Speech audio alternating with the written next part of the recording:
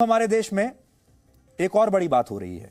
अपराधियों को भी धार्मिक चश्मे से देखा जाने लगा है और आज हम आपको उसका सबसे ताजा उदाहरण दिखाएंगे। दिल्ली दंगों का एक आरोपी है जिसका नाम है शाहरुख पठान।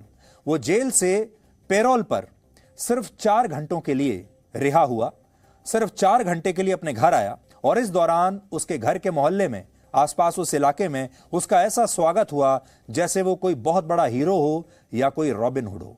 उसके घर के आसपास के लोगों ने उसे खास धर्म का हीरो बना दिया और उसके पीछे सैकड़ों लोगों का एक हुजूम उसके समर्थन में नारे लगाते हुए चलता रहा।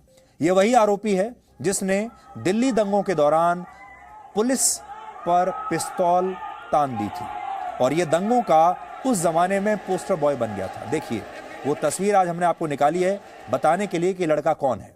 इसने पुलिस के ऊपर, पुलिस के अधिकारियों के ऊपर, जवानों के ऊपर पिस्तौल तान दी थी उस जमाने में।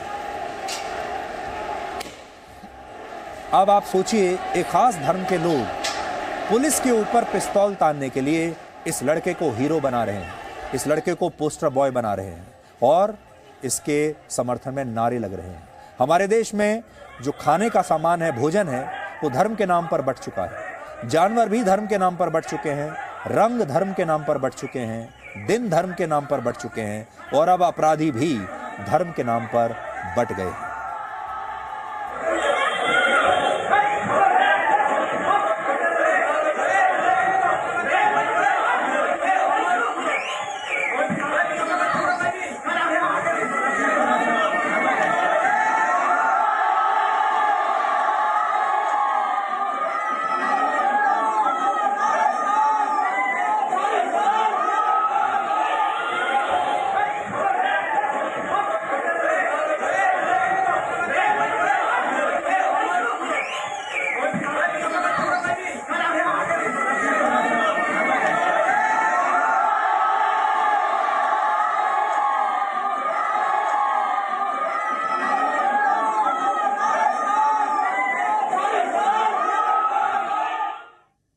ये उसी विचारधारा के लोग हैं जो बुरहान वानी को अपना हीरो मानते हैं, जो यासीन मलिक जैसे आतंकवादियों को अपना हीरो मानते हैं।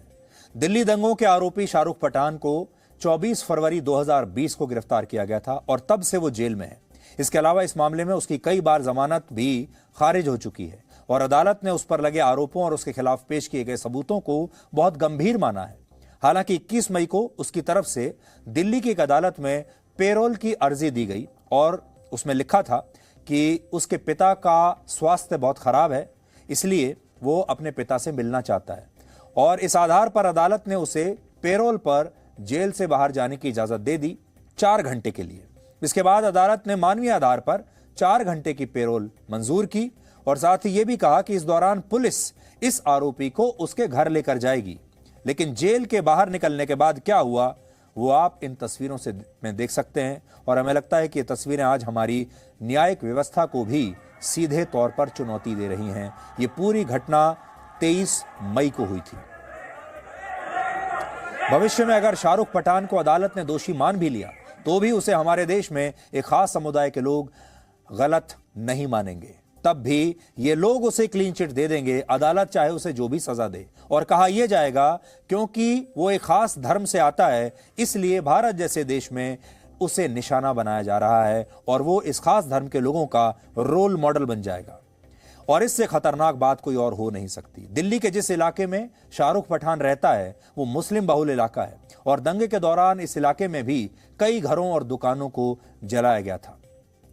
यहां एक और बात हम आपसे कहना चाहते हैं, अब इस देश में जो न्यायिक व्यवस्था है उसे भी धर्म के नाम पर बांट दिया गया है। इससे पहले रंग, पहनावे, जानवर और भोजन को तो धर्म के आधार पर बांट ही दिया गया था, लेकिन अब जो अदालतों में फैसले होते हैं वो भी धर्म के आधार पर बंट गए हैं। जैसे यासीन मलिक को जब उम्र कैद की सजा होती है तो मुस्लिम कट्टरपंथी इस पर माइनॉरिटी कार्ड खेलना शुरू करते हैं, विक्टिम कार्ड खेलना शुरू करते हैं और कहते हैं कि ये सजा इसलिए हुई क्योंकि वो एक खास धर्म से आता था।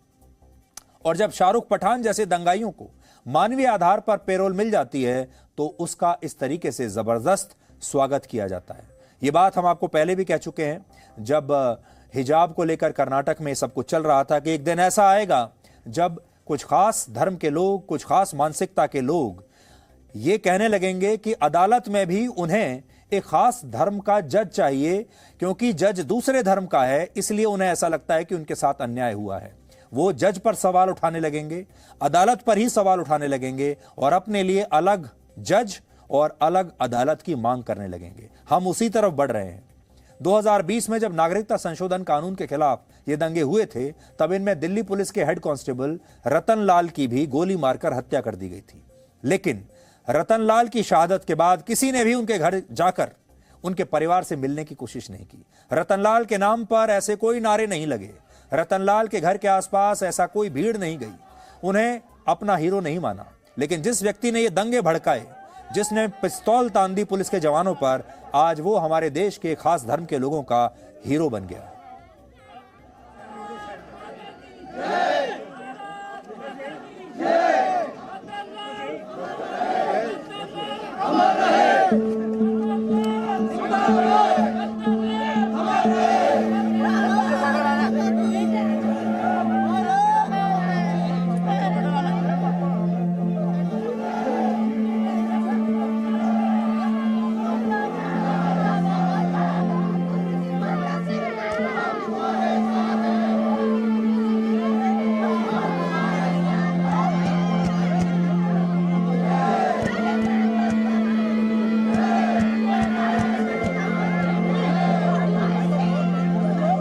उसकी वजह से कितने जने इंजर्ड हुए हैं, दंगे फैले हैं।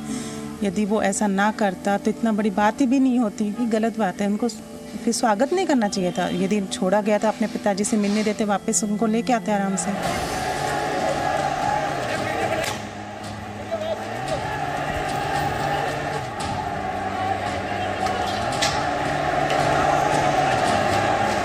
सेम डे पता लग गया था कि उनकी गोली लगी है। मैंने जैसे उनके फ्रेंड को फ़ोन करा था तो उन्होंने मुझे बताया कि सर में गोली लगी, पर बाद में जब मैंने न्यूज़ पूरी अच्छे से देखी तो बाद में बताया कि हाथ में गोली लगी है। तो मैंने कहीं ना कहीं संतुष्टि करी कि भाई हाथ में लगी है तो कोई बात नहीं, हाथ इंजर होगा ज़्यादा से ज़्यादा, पर ये पता नहीं था कि हार्ट को करके वो अंदर तक ही है।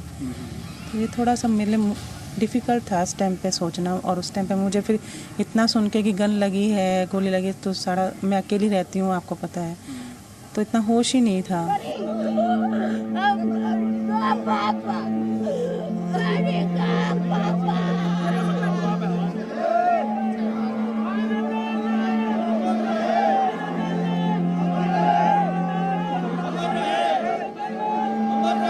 मैं उस टाइम पे इतना डिस्टर्ब थी कि मैं अपने बच्चों को लेके बस उनको संभालने में थी या खुद को संभालने में थी, तो इतना मैंने ध्यान दिया नहीं। मैं सोचती हूँ बच्चों पे ज़्यादा ध्यान दे लो तो मेरे लिए ज़्यादा बेटर वही रहेगा। जिनको देना चाहिए सम्मान उनको तो अभी तक मिला नहीं। उनका शहीद का बोला गया था उसका भी नहीं दिया अभी तक। जिनको देना चाहिए उनको नहीं मिला, जिनको नहीं देना चाहिए उनको दे दें आप। ये गलत बात है कहीं ना कहीं।